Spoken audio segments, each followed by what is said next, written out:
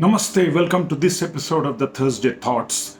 Today is 7th April 2022. Yesterday was 6th April, and exactly 92 years ago, on the 6th April 1930, the famous Salt Satyagraha got culminated on the coast, on the west coast of India, that is the famous Dandi, culminating the Dandi March. Yes, we are talking about Salt Satyagraha today on these Thursday Thoughts.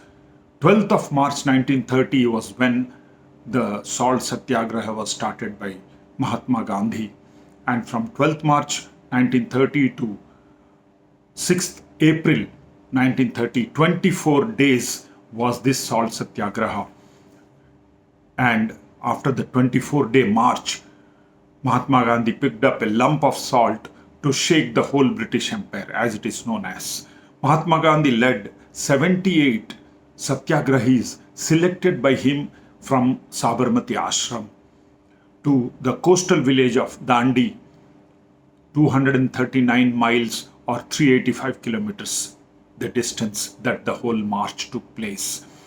This was as a direct action campaign of tax resistance and non-violent protest against the British salt monopoly. Yes, we wanted, the then India under the British rule wanted to agitate against the salt monopoly of the Britishers.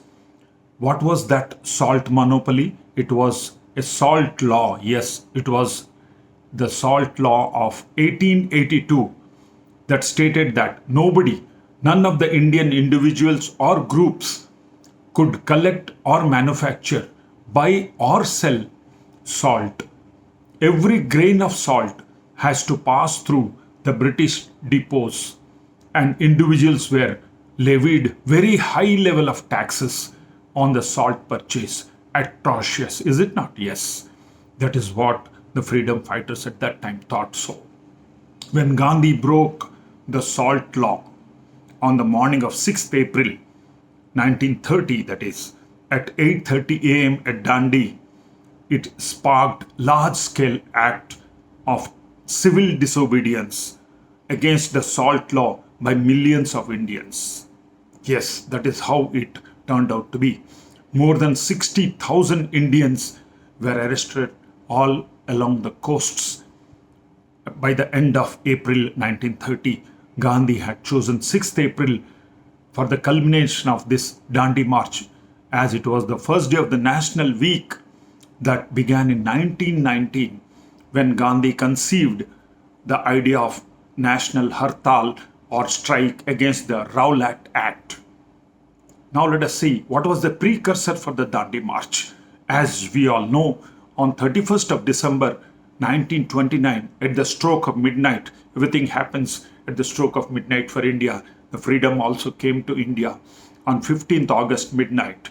Yeah, at the stroke of midnight, the Indian National Congress had raised the tricolor flag of India on the banks of the river Ravi at Lahore to declare sovereignty and self-rule, or what is in Sanskrit known as Purna Swaraj. Purna is complete sovereignty and Swaraj is sovereignty, in fact. So self-rule or Purna Swaraj.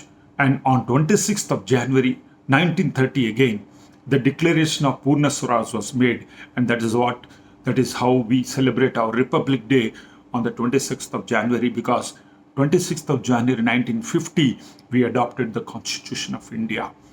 The same date. That was the importance of 26th January. Way back in 1930, we had declared, the freedom fighters had declared Purna Swaraj for India, self-rule for India. Gandhi was now looking forward to a mass movement with strict adherence to discipline and non-violence. You know why? Yes, his earlier call for the non-cooperation movement in 1920 to 1922 had failed with the Chauri Chaura, yes, Chauri Chaura incidents, in which 22 unarmed policemen were killed, and Gandhi had to declare that India is not yet ready for non-violent protests or satyagraha. So I'm suspending it here. It suspended the call for non-cooperation movement. And this Dandi March was a well prepared movement because once bitten, twice shy, Mahatma Gandhi did not want to take any chances this time. On 5th of February 1930, it was reported that Gandhi would begin civil disobedience movement by breaking the salt law. All newspapers started beaming this news. The Salt March also was called the White Flowing River, as all the people joining the march were wearing white khadi. Yes, white khadi was the order of the day, and it was looking like a white flowing river. Every location all along that 239 miles or 385 kilometers, wherever Gandhiji was stopping on the way to Dandi, he was addressing a bigger crowd every time. And the whole march was covered by all the journalists. Gandhi was giving interviews and writing articles in between as well, that was being published in all the local newspapers, all the international newspapers. Yes, at Dandi, when they reached Dandi, it was a 3 kilometer long march. Yes, the people have gathered. They were joining from all walks, all over the world, all over India rather. They were joining this Dandi march, Salt Satyagraha. 50,000 people had gathered to welcome them on the banks of the west coast, that is Dandi sea coast. More than 3 kilometers long march was going on. Foreign journals and Bombay cinema companies were shooting newsreel live of that particular march. And in fact, it will be worthwhile if you can Google it and see it. It is a fantastic, you'll get goosebumps for the 2 or 3 minutes of video of the live Mahatma Gandhi Dandi March. This turned Gandhi into a household name in all over Europe and America. At the end of 1930, Time magazine named Gandhi the man of the year, that particular year. The New York Times was covering the March report on a daily basis, and front page articles on 6th and 7th April 1930 when the Dandi March culminated. On 6th April on Dandi coast, as Gandhi picked up a lump of salt, he declared, "With this, I am shaking the foundation of the British Empire." And it was indeed a shaking factor that shook the whole British Empire in India. The pinch of salt that Gandhi baked out of his lump of salt that he picked up, that fetched him 1,600 rupees, at that time $750. Yes. At the end of the month, the British had arrested around 60,000, we already discussed, 60,000 salt law breaking Indians, yes. But the real credit of the Salt Satyagraha lies, we don't know much about it, with the Bardoli Satyagraha. Yeah, what is this Bardoli Satyagraha? Bardoli Satyagraha, as history tells us, happened on 12th of June 1928. Yeah, 2 years prior to this Salt Satyagraha. What happened is, Bardoli is a taluka in Gujarat, in one of the districts of Gujarat. The peasants or the farmers at Bardoli taluka of Gujarat were forced, or they faced with the worst financial crisis since 1925. It was happening repeatedly to them. They didn't have enough property and crops to pay off the taxes, let alone feed themselves later on. They approached a local leader, namely Vallabhbhai Patel. He was at that time a popular local welfare activist.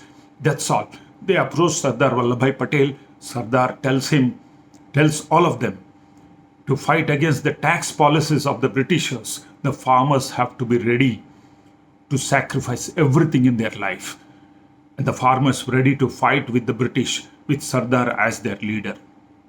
Each village was divided into different units, having dedicated leaders from the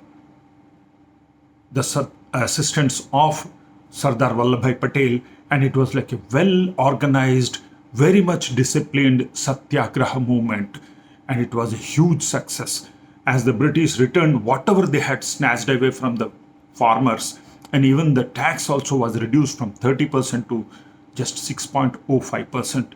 That was their demand, and all the demands were met, and Bardoli Satyagraha went on to become the first major success in the history of the Indian national movement freedom struggle. Gandhi spoke thus after the Bardoli success: Success at Bardoli confirmed my belief in Satyagraha and Swaraj. Because as you know, non-cooperation movement, he had to suspend halfway down. It is only gradually that we shall come to know the importance of the victory gained at Bardoli. This is what Mahatma Gandhi had to tell. Bardoli has shown the way and cleared it. Swaraj lies on that route, and that alone is the cure. Gandhi recruited heavily from Bardoli Satyagraha participants for the Dandi March, which passed through many of the same villages that took part in the Bardoli protest.